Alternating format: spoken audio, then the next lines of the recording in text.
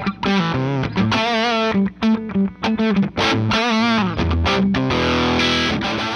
what's up? This is Joel at the Chicago Music Exchange, and today I get to showcase for you the big one.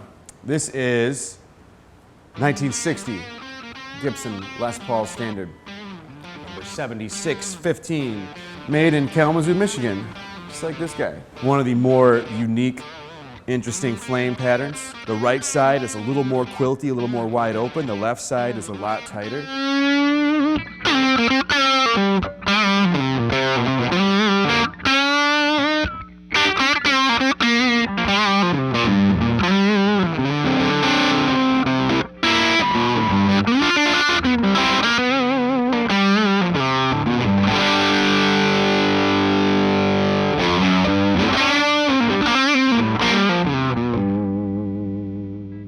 Lightweight, incredibly resonant. It had a refret. Refret's perfect. This thing is, could not play any better. Just phenomenal. I mean, again, I feel really lucky. I've actually got to noodle around on this thing for a few hours in the last week, and yeah, this is a player. This sounds incredible. The pickups are perfectly matched volume-wise. The bridge pickup is hot and snarly. Can get jangly if you want it to. The neck pickup is sweet and full, and again, balanced really well. Middle position is awesome. And you can fiddle with the volume for the two pickups and just get a lot of really incredible sounds. I mean, for the video, we did it through a, it's hard to find real Bluesbreakers. We don't have one, but I have it was a hand-wired reissue, which did a really admirable job. Just cranked it, jumped the two channels, ran everything else off the guitar, and it just sounded fabulous.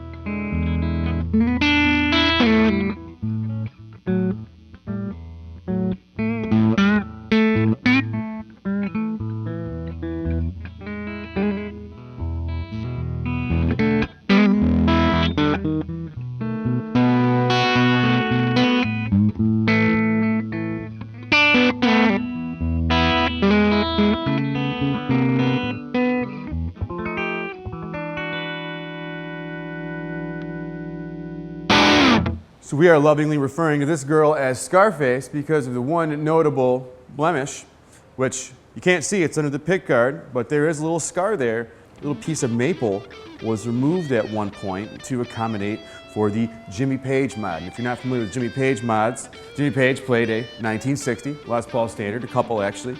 And one of them, he had a bunch of mods done, little switches, boosts, and stuff, and the controls were all underneath the pick guard right here, so we could reach in and click them, do cool stuff. In order to accommodate for the control array under the pick guard, you had to remove a little bit of maple from the top of the guitar. This person, understandably, was a Jimmy Page fan, owned it sometime in the 70s. But somebody did an incredibly professional repair job on it, found a really nice matching piece of flamed maple, set it in its place, smoothed it out, made sure the color matched. You can see that it's there, but it actually looks really well done. And it wasn't, this is the original pick guard. It was a repro pick guard that they must have been using when they did the mods, because, so one other thing you can see right over here, there is a small extra mounting bracket hole that was filled in from like the repro guard that they used, but this is the original 60 guard. So, as far as the story actually is pretty cool about how we figured out when and where this work was done. We found something brand new 2 days ago while we were shooting the B-roll for this video.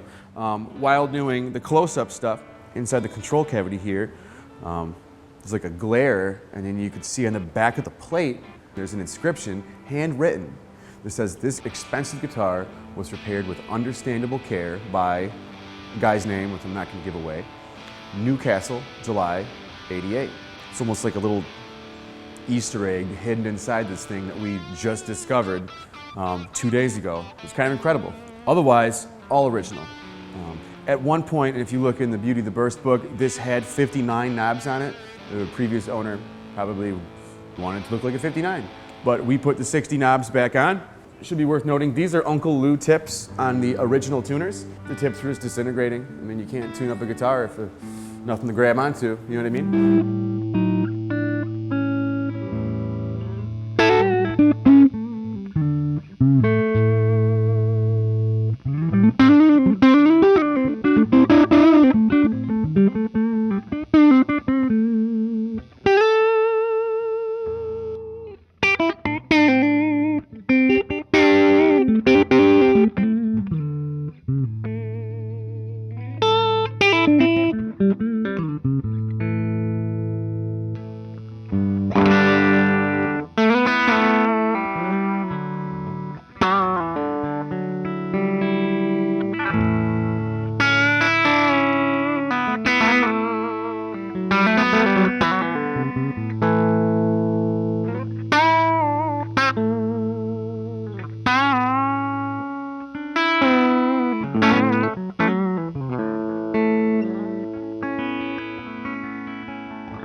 So that's it.